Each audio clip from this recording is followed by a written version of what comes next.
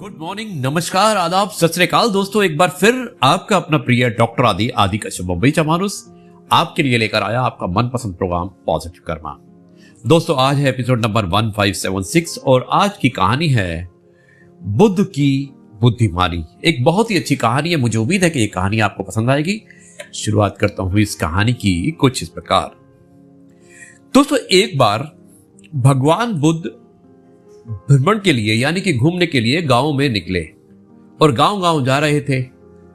उन्हें देखकर कुछ लोगों ने उनकी वेशभूषा को देखकर बड़ी हंसी उड़ाई। उन्होंने कहा कि ये किस तरह के कपड़े पहने हुए हैं, और ग्रामीण लोग हंसने लगे। भगवान बुद्ध ने कहा कि यदि आप लोगों की बात समाप्त हो गई तो मैं यहां से जाऊं।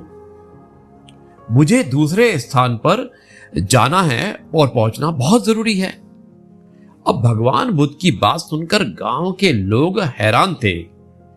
वो गौतम बुद्ध से बोले कि भगवान, हमने आपका इतना अपमान किया लेकिन आप जरा से भी दुखी नहीं हुए। तब भगवान बुद्ध ने कहा कि मुझे अपमान से दुख नहीं होता और स्वागत से सुख भी नहीं होता, इसलिए मैं वही करूंगा जो मैंने पिछले गांव में किया था। अब ये बात सुनकर सारे गांव वाले पूछने लगे कि आपने पिछले गांव में क्या किया था। तो भगवान बुद्ध ने कहा कि पिछले गांव में कुछ लोग फल फूल मिठाइयां लेकर मेरे पास आए, तो मैंने उनसे कहा कि मेरा पेट भरा हुआ है और मुझे माफ कर दो।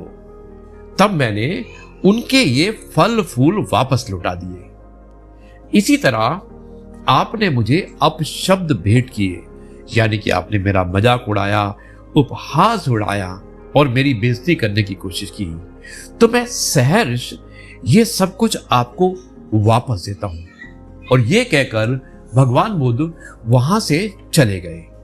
अब दोस्तों जीवन में वही बात ग्रहण कीजिए जो ग्रहण करने योग्य होती है, यानी कि जो बातें आपको लगता है कि आप ग्रहण कर सकते हैं, चाहे वो अच्छी बातें हो या बुरी बातें हो, आपको उन्हीं को ग्रहण करना चाहिए, दूसरी बातों को नहीं।